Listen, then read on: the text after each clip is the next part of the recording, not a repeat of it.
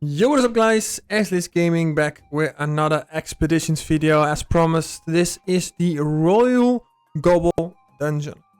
I'm gonna explain you guys the mechanics of this dungeon. Keep in mind, before you watch this video, you cannot enter the dungeon with a bunch of keys. You need a key, otherwise you'll be entering the normal dungeon and that one doesn't work. So, as you can see here, I am doing another 8 loot video. But yeah, let's go over some of the mechanics. First of all, the Royal Gobball, the boss, has pretty high resistance. The Royal Gobball heals himself 100% of his health every single turn, at the start of every single of his turns. If you put him in the unhealable state, he will gain 1000 power infinite. And he will also remove the unhealable state, so keep that in mind. Don't put him in the unhealable state, guys. The simplest way is to either one-turn him, so blitz him, or erode him, so his HP will go down. If you have the damage, or even if you have an Elio, just blitz him as I do in the video as well. But yeah, he can swap places with his ally, steals fire health, and also steals MP.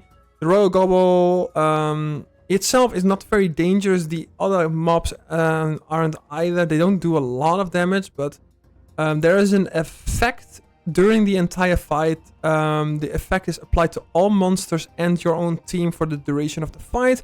At the start of each turn, the monster or character gains 20% damage per enemy in line with, but it loses 20% damage per ally it is in line with. So, especially because of the starting positions, as you can see here in the background, you are starting in line with allies. So you are losing 20% of your damage for each ally that you are in line with. So you will see later on in the video that the best strategy for this is to end in a diagonal line to each of your allies, which I didn't do at the start because I kind of forgot about this modifier. But yeah, it is fine as long as you have some shields and can survive longer. This fight took a total of 4 turns actually, so it wasn't too bad. As you can see here, Gobball doesn't do that much damage. So let's talk side mobs here for a moment. The white Gobbly, overall decent resistance, low in water resistance, removes AP in short range, can boost its own power and of his allies, inflict air damage, and removes range. The black Gobbly, it removes MP in medium range, can boost power of its allies, inflicts air damage, and removes range as well. Has low earth resistance. The Gobball has low fire resistance, hits in neutral, in melee, steals MP, and applies the unhealable state. The black Gobball, it's weak in air resistance, increases the damage suffered in a circle of 2 cells. And I think he can buff himself 3 range or something like that. The Gobball War Chief, however, has decent resistance overall. Lowest is water. Steals health in water, damage in melee, and gives shields to his allies. So, like I said, the monsters themselves, they don't do a lot of damage. They are not really that hard to manage.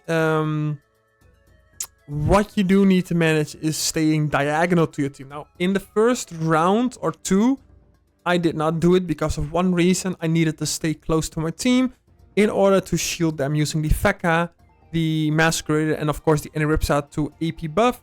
So I stayed pretty close to my team, which resulted in me dealing pretty much no damage on turn 2. Like, at least half of my damage was gone. So I still managed to kill most of the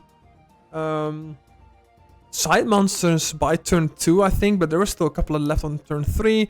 That's why I only managed to kill the boss on turn 4. Now, what I did on turn 3 is really important. You guys need to remember this. If you, unless you want to play Erosion, that's fine. This dungeon isn't too bad. It's actually, from the first 3 of this week, it's actually the easiest in my opinion.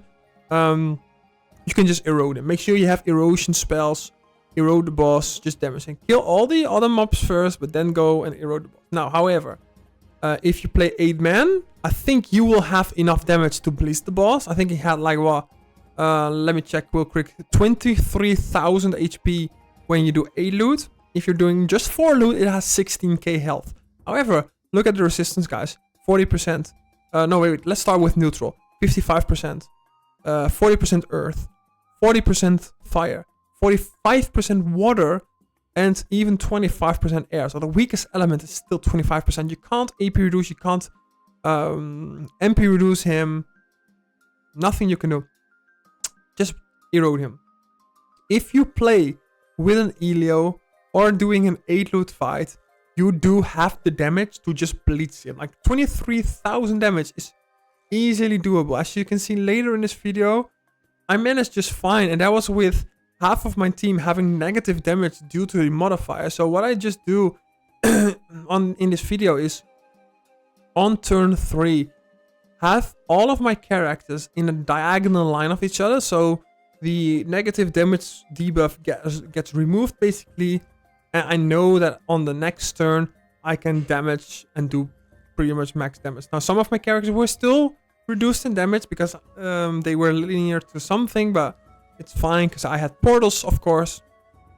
And the panda plays after the boss can just throw the boss in front of the portal. And that's pretty much it. So, this is not too bad. I will try to upload the soft oak dungeon tomorrow. I still have to do it. I have not done it yet, so I would assume that one is harder. And I'm gonna try it 8 loot, so let's just see how it goes. If you guys have any questions regarding this specific dungeon, let me know in the comments below. I want to thank you guys for watching, and I'll see you guys in the next video, soft oak. Enjoy the rest of this video. Bye bye.